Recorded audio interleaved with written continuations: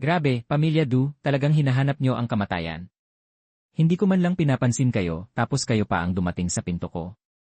Ang ganda pala ng tanawin sa disyerto, perfect para sa libingan nyo. Lahat naman ng bagay ay babalik sa pinanggalingan, yung tipong gumugulo ng langit at lupa. Tanong ko lang, wala ba kayong sarili nyong Pamilya Du? Centuries na nag-prep mga tao nyo. Tapos ito lang ang nakuha nyo, isang secret passage. Nasa ilalim to ng temple ng Church of Light, hello. Yung pag-sneak in lang at pag-iisip kung paano tatanggalin ang lupa ng hindi mahuhuli, achievement na yon. Ay careful. Mga bloodthirsty bats yan. Nagtayo sila ng nest dito. Nakarating na ako, umalis kayo lahat.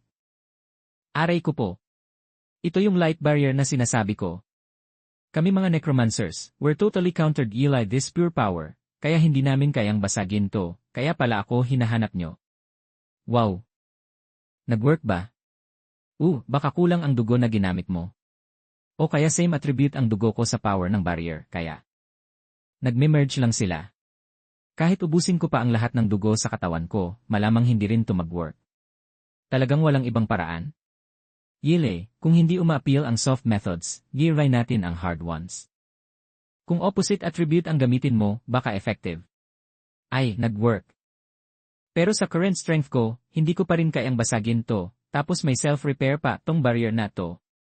Kuya Leon, ano? Siya nakapasok siya. Dragon Baby, paano nakapasok yan? Hindi ko rin alam. Parang yung power ng Great Charlatan of Light ang tumutulong. Sabi ko nga, kasi ni-absorb niya yung power ng shrine. Dragon Baby, yire ulit, baka kaya mo na basagin ang seal. Yenan, sige, dahil nagmamakaawa si Little Leon, go. Grabe, talagang nakapasok siya.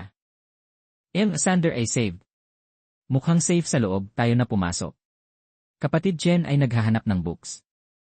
Need ko mag-investigate ng ancient secret. Yung books na nasa common language ng continent for nearly 2,000 years, useless yon. Kunin na lang natin yung ancient language books. Stronghold to ng Church of Light. Mukhang neither of us can escape. Ang wanted list na to, yan ano nang kinakatakutan nyo? Hindi ako nag-aalala sa sobrang utang. Okay. May alam ako sa Western ancient scripts. Mostly religious books naman dito. Ilabas mo yung book sa ring mo, i-filter ko para sa'yo. Payag nga naman. Hahaha. Chen Nan, may nakita akong glowing book. Naglagay ako ng barrier, treasure, to ng Church of Light for sure. Dragon Baby, nasa. Yun na to. CJ. Ay. Ang sikip naman itong barrier. Para akong nasa swamp, ang lagkit-lagkit. Wala, as a reward, red wine bath ka tonight.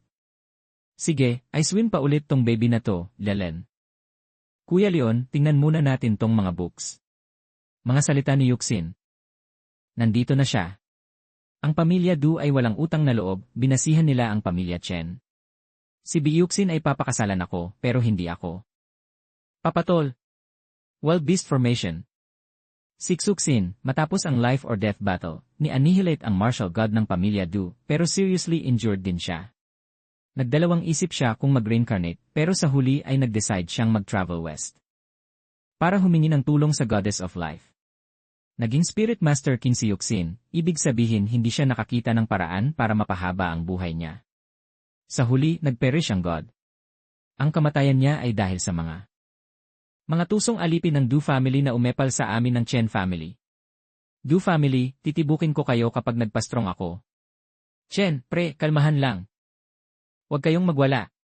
Kung masira tong lugar, lahat tayo tepo. Chen Xiu, okay ka lang ba? Pagod na ako. Pre, tulungan naman dyan. Ang ingay naman. Di safe dito, wag tayong magstay. Tapusin na natin to. Sige, alis na, i-rescue na yung mga necromancers. Sage. You. Ay. Lumakas yung seal sa layer na to. Ano? 2. Aamin na ako. 100 years na akong nakakulong. Aamin na ako. Sinner ako. Yung buong second layer ng hell, puno ng undead creatures, corpse demons, undead, bone demons. Yung mga talagang nakakatakot nasa lower layers pa. Grabe talaga tong Church of Light. Kaya pala nilang ipagkulong sa ilalim ang ganun karaming powerful beings. Lord Sander, nasaan ka na? Lord Sander, maliit na Sander, nasaan ka na? Ba? Si Leon na, papunta na siya sa'yo. Leon? Si Leon ba yan? Lord Sander, si Sander mo. Isa siyang bola ng apoy. Ganun lahat ng undead. Naku, mamamatay na ako. Bilis, basagin niyo yung seal. Lanan. Mahina na siya. Kapag di ako humawak, baka. Yung barrier ay masisira kapag nasa lugar na. Lord Sander, kilala kita sa libu-libong taon. Kahit Pope ng Church of Light di ka kayang i-destroy. Paano kung magkakaroon ng ganyang power? Pinatawad nila ako. Etong matandang undead, pagkalabas, wala man lang galit o planong maghiganti. Totoo nga na sage ang tawag sa kanya. Nakaligtas na siya. Ako naman, ilabas niyo muna. Sagipin niyo ako. Sagipin niyo kami. Bilis, sagipin niyo kami. Alis na tayo. Baka dumating yung guards dahil sa riot. Tara na. Kayang-kaya nitong basagin yung barrier galing sa power ng God of Light. Itong munting dragon, Your Holiness, may problema. May pumasok sa second level ng hell at nag-rescue ng necromancer. Agad akong nagpadala ng tao para pigilan sila. Huwag niyo silang hayaang makatakas. Si Cardinal Malen, alam na to siguro. Kung hindi ka kikilos, gawin mo ang gusto mo. Kahit ano pang gawin ni Malen, huwag kang humadlang. Pumunta ka sa first level ng hell. At ibalik ang mga libro sa special ring na to sa kanilang orihinal na lugar. Tandaan, wala kang nakita. Wow, ang dali pala pumasok at lumabas sa tambayan nitong Great Charlatan ng Light. Wow, salamat, Dragon. Salamat, batang estranghero, sa tulong mo. Congrats, Great Sage, sa pagkalaya mo. Chen, sinabi ko na kay Lord Sand ang agreement natin. Pinangako niya ang sabihin sa'yo kung nasaan ang Great Dragon Blade. Sa mahabang buhay ko, narinig ko nga ang tungkol sa number 1 divine weapon sa mundo. Malaki ang posibilidad na nawala ito sa pinakamalalim na parte ng primeval forest ng Ancient Elven Tribe. Yun lang ang alam ko. Doon na naman sa lugar kung saan nag-fall ang mga gods. Mukhang may di nakikitang force na humihila sa akin doon. Salamat sa impormasyon, Senior. Tapos na ang cooperation namin. Paalam, Brother Chen. Lenan. Kailan nawala yung ring? Di ko man lang napansin. Yan nakalusot sa dalawa natin.